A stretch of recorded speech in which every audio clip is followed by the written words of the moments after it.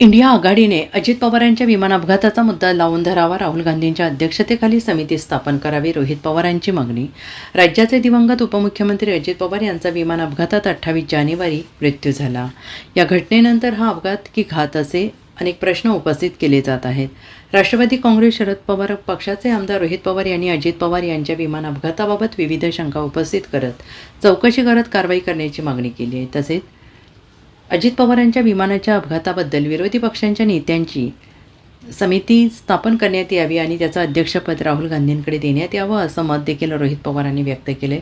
त्यांनी आज राज्य गुन्हे अन्वेषण विभागाच्या पुणे कार्यालयात भेट दिली. त्यावेळी त्यांनी अधिकाऱ्यांची भेट घेतली. त्यानंतर प्रसारमाध्यमांशी ते बोलत होते. अजित पवारांच्या विमानाच्या अपघाताबद्दल विरोधी पक्षाच्या नेत्यांची समिती स्थापन करण्यात यावी आणि त्याचं अध्यक्षपद राहुल गांधींकडे देण्यात यावं. राहुल गांधींच्या जवळच्या लोकांसोबत याबाबत बोलणं झालेलं आहे असं रोहित पवार यांनी म्हटलंय. इंडिया आघाडीने हा मुद्दा लावून धरावा असंही रोहित पवार यांनी म्हटलंय. सुनेत्रा पवार, पार्थ पवार अपघाताच्या चौकशीसाठी केंद्रीय गृहमंत्री अमित शहा यांना भेटणार आहेत आणि मोठ्या लेवलवर चौकशी व्हावी यासाठी प्रयत्न करावे लागतील असं रोहित पवार यांनी म्हटलंय. आणि अपघाताबद्दल सगळ्यांचं मत एकच आहे. पार्थ कालच खासदार बनल्याने त्याला काही बंधनं असतील असंही रोहित पवार यांनी म्हटलंय.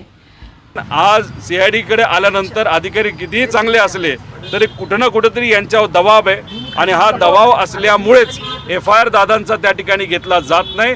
आणि जे काही इन्व्हेस्टिगेशन आहे, जो तपास आहे, तो हवेत गोळ्या झाडण्यासारखा हा तपास आहे असं आपल्याला म्हणावं लागेल. यांना खऱ्या अर्थाने तपास करायचाच नाही.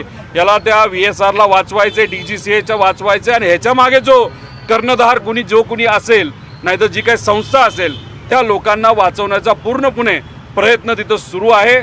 मला दुर्दैव याच गोष्टीचं वाटतं, जे लोक सत्तेत आहेत आणि दादांबरोबर अनेक वर्षांपासून त्यांनी काम केले, नाही तर दादांमुळे काही लोक निवडून आलेले आहेत, ते मात्र या बाबतीत भूमिका घेताना दिसत नाही. FIR करण्यासाठी प्रयत्न तिथं केला जात नाही.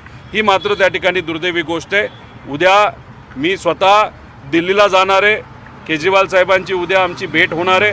त्यानंतर इंडिया आघाडीचे जे प्रमुख पक्ष आहेत, त्याचे जे प्रमुख नेते आहेत, त्यांनासुद्धा पुढच्या 3 दिवसामध्ये आम्ही भेटून पार्लमेंटमध्ये हा विषय घेण्यात यावा.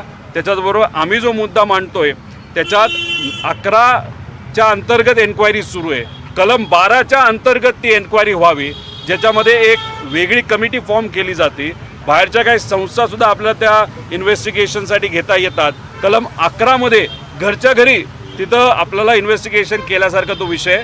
त्यामुळे जो एअर इंडियाचं विमान हे अहमदाबादमध्ये पडलं, तिथं असं लोकांची सुद्धा मागणी आहे की 12 कलमच्या अंतर्गत त्यांचं इन्व्हेस्टिगेशन व्हावं. आमची सुद्धा ती मागणी आहे.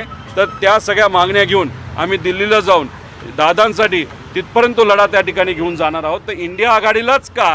कारण आम्ही शेवटी विरोधात आहोत. त्यामुळे इंडिया आघाडीच्या काही नेत्यांना महाराष्ट्रात असणारे जे कोणी सत्तेत आहेत त्यांना सगळ्यांना भेटून झालं. मुख्यमंत्री साहेब झाले, उपमुख्यमंत्री दोन्ही झाले आणि बाकी इंडिया आघाडीचे उद्धव ठाकरे साहेब झाले.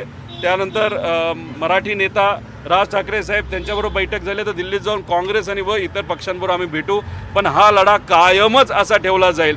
पण 100% मी आपल्याला सांगतो की काळंबेरं काय ना काहीतरी आहे.